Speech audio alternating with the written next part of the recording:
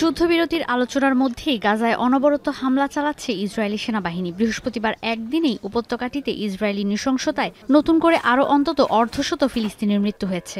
শরণার্থী শিবিরগুলোতেও অব্যাহত রয়েছে আগ্রাসন। জাতিসংঘ বলছে আশ্রয় কেন্দ্রগুলোতে হামলা করায় গাজায় এখন ৯০% মানুষই বাস্তুচ্যুত।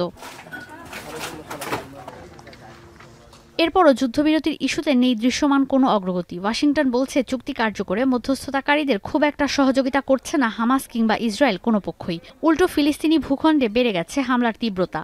ইসরায়েলি প্রধানমন্ত্রী বেনিয়ামিন নেতানিয়াহু সাফ জানিয়েছেন, গাজার নাতজারিম করিডোর আর মিশর গাজা সীমান্ত থেকে কোনো অবস্থাতেই সেনা প্রত্যাহার করা হবে না।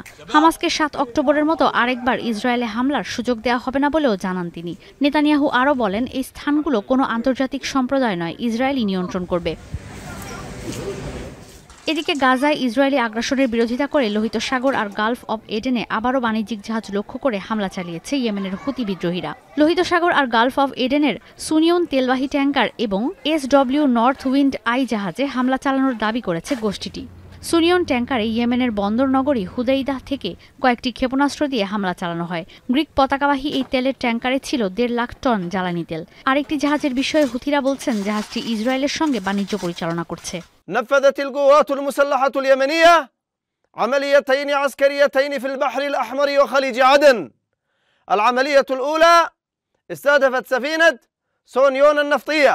من ضمن عمليات هذا الأسبوع في الاستهداف للسفن المنتهكة لقرار الحظر على العدو الإسرائيلي سفينة بعد أن تم تعطيلها بالقصف جرفتها الأمواج.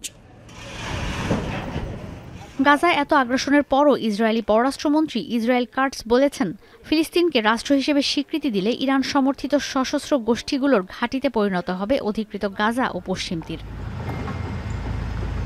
ঈশিতা ব্রহ্ম, এখন বিশ্ব।